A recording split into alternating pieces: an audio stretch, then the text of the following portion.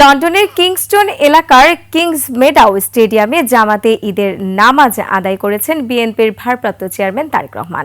তার সাথে ঈদের জামাত আদায় করেন যুক্তরাজ্য বিএনপি ও অঙ্গ সংগঠনের নেতাকর্মীরা। বিস্তারিত নাইম আহমেদের ডেস্ক রিপোর্টে।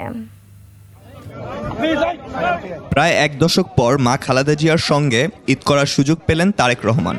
পশ্চিম লন্ডনে সবচেয়ে বড় খোলা মাঠের ঈদের নামাজে অংশ নিতে সকাল ৯টার দিকে আসেন তারেক রহমান।